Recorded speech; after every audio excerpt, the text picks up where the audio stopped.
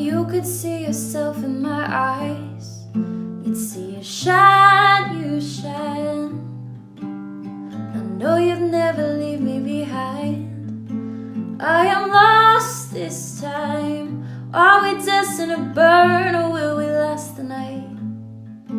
I will hold you till I hold you right. If only you could see yourself in my eyes. Happy Friday. Welcome back to another episode of Morning Coffee. My name is Rick Alexander. You can follow me at @RickAlexander_ or at the Morning Coffee Podcast on Instagram if you want to interact with me.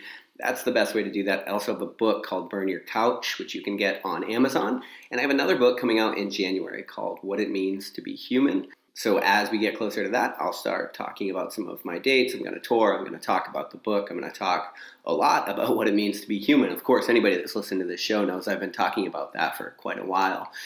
Maybe a year or two ago, we started to pivot quite heavily from fitness and from physiology and talking about concepts related to movement in the body, to talking about concepts that are interrelated with movement in the body, but really a lot of psychological concepts, right? A lot of working through emotional things, a lot of working through the narratives that sort of pop up in our heads and the ones that hold us back. And of course, I am adamant about taking a psychological perspective because I think that, like, at the end of the day, this machine kind of works synergistically, like all of our systems.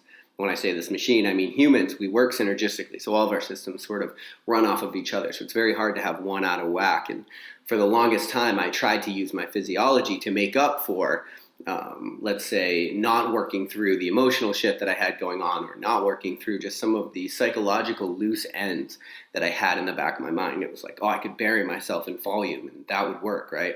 And that's why you'll hear me quite often reject this narrative that more hustle is what you need. It might be what you need, but it might also be that you need something else, right? Like sometimes you got to put your chin down and really push, and then sometimes you got to pick your head up and look around and be like, am I going in the right direction? And I think that every once in a while you come up, you pick your head up, you say, am I going in the right direction? Every once in a while the answer is no, right? And then you've got to, that's when life gets really fun, because now you have to honor that feeling. And if you don't honor it, then you start to really lose a sense of meaning in your life, right? And then instead of getting more inspiration, you get the polarity of inspiration, which is depression, right? Instead of breathing life into, you breathe death into, right? That's fundamentally what happens to us a lot of times, because we feel very stuck by the choices that we make in our lives. We feel like, this is the route that we have to go down. And the reason we feel like that oftentimes is because we decide to pivot, and as soon as we do, we are struck by emotions, right? And those emotions make us feel all kinds of things that keep us clinging to safety, right? And what we know is safe. So we tend to stay in a place, which is what we know. And so I've really dedicated a lot of my work to working through the emotional stuff. And I wanted to talk about an emotional topic today, which is interesting. See, in the West, we're taught that our emotions are something that you have to do something about.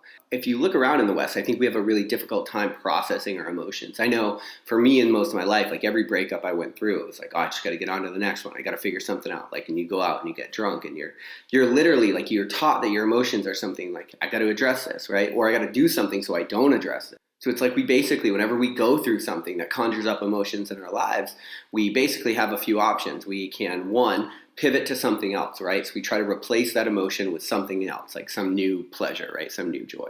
Or what we do is we try to go with the route of apathy. And so we try to drink or do drugs or do something else that allows us to actually forget about it. But the thing that's interesting is that emotions only need to be felt. They don't need to be worked through all the time.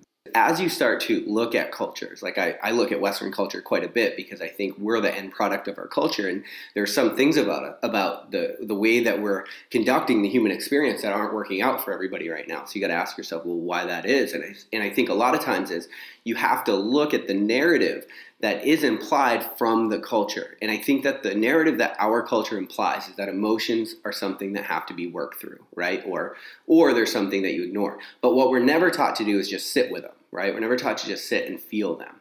So I wanted to talk about how emotions even come up, right? So the first thing that you get is a feeling, okay? And then the next thing that happens is as you get that feeling, your mind attaches a narrative to it, right? So once a feeling gets a thought, it then becomes an emotion. So now you have emotions. The problem is your mind is always spinning up narratives about things, and sometimes the narratives are correct, and sometimes they're really not, right? And you know that, like that's something that you probably have seen a bunch of times in your life. It's like you start worrying about something incessantly, and then all of a sudden it turns out that whatever you were worrying about, there was nothing to worry about. And you're like, oh, okay, it's fine. And then the narrative just switches to something else, right? It's like it's just trying, it's incessant chatter trying to make sense of things. And so the problem is, if you feel like all of your emotions are something that you have to do something about, you're going to end up chasing your tail in that way. It might be that the thought that's getting attached to the feeling is incorrect. One of the shortcuts to, if you're having a really emotional day or an emotional time, you're going through something, one of the shortcuts that you can do is go back to the feeling. Right? And so instead of having some kind of narrative, some kind of words attached to it, just ask yourself, what am I feeling right now? And so you can ask yourself, what's the state of my nervous system? Am I sympathetic or parasympathetic? Is my heart rate high for no reason? Is my breathing shallow? Right? And you can kind of do these scans and say, well, what am I feeling? And then what you can do is just give yourself whatever it is that your body's telling you that you need. And so maybe if you're feeling really sympathetic, what you actually need is to just relax, right? Maybe you need some deep breathing. Maybe you need some meditation. Maybe you need a hot tub. Maybe you need a spa, right? But every single emotion you feel, it does not need to be worked through. It might be that your body's just telling you something, you need something, right? There's some kind of feeling associated with it. Your mind picks up those feelings, starts adding thoughts, and now you've got an emotional storm on your hands. Well, the quickest way to take the power back is by understanding that every single emotion you have doesn't have to be dealt with, right? Again, that's a product of Western culture. We're conditioned to believe we've either got to be a victim or a victor to our emotions. Right? Which leads us to believe that we have to do something about our emotions. And when we can't do something about them, then we tend to turn and do something that creates apathy, right? And that's when we try to change the channel, change our physiological state with coping mechanisms and escapism and all kinds of other things.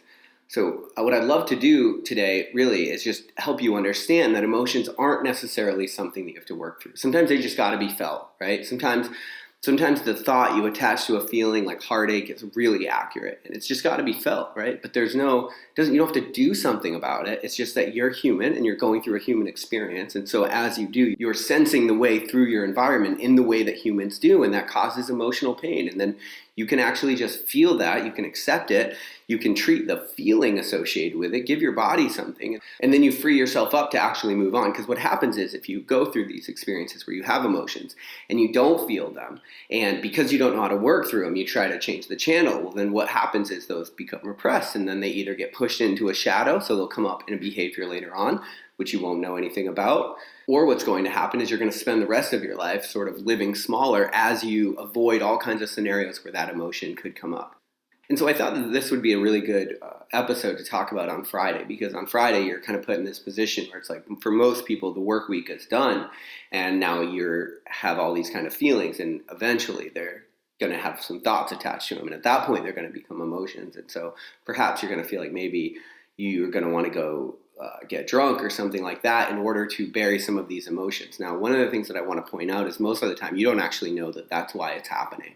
That happens quite frequently. It's like we are doing all this behavior, and it's like from the outside someone could say like, oh, you're totally doing it because of this thing that you're avoiding. And it's like, no, I'm not, right? Because our minds will confabulate things within our world to make our world make sense for us. It creates psychological safety.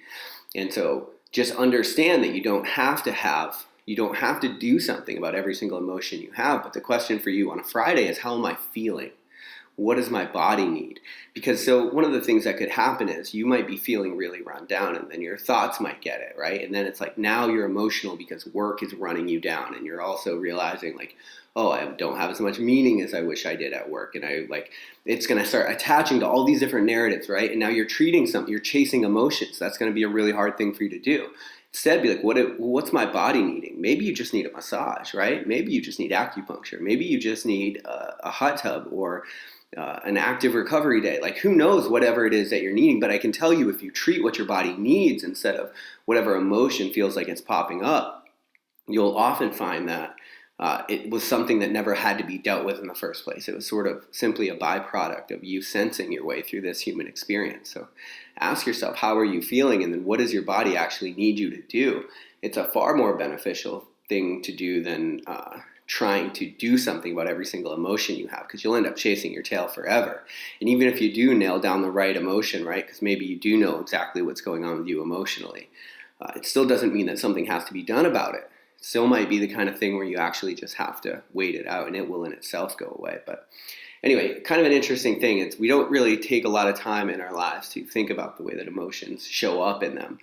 And I think you have to be careful because you really get put on autopilot from your culture. And I think that's what we're seeing now. It's like we have all these narratives from our culture, and so we're living them out constantly, and it's not necessarily working out for everybody. So you have an opportunity to kind of rewrite that narrative. So start with what you're feeling, start with what's real, and then you can work your way out from there. But anyway, I hope you guys have an amazing weekend. I love you. We'll chat Monday on Morning Coffee.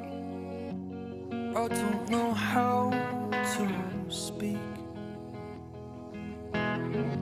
So many versions of me. I've taken the foolish and buried the blind. Asked for the truth, been pushed back in life, and I can't stand still. Maybe I'm broken and maybe I'm wrong. Maybe we don't care about it anymore. Maybe I'm foolish, maybe I'm tall. I can't see beyond today. I can't see beyond today. But tell me there's something beyond today. I need to believe.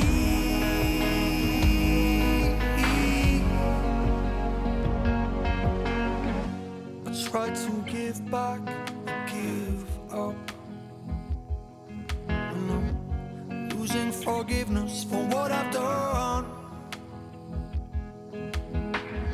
So act like you're weary, act like you're tough. Put up your walls and just pretend it's enough. But you can't stand still. Maybe I'm broken and maybe I'm wrong. Maybe we don't cry about it anymore. Maybe I'm foolish, maybe I'm torn. I can't see beyond today. I can't see beyond today. You tell me there's something beyond today. I need to believe.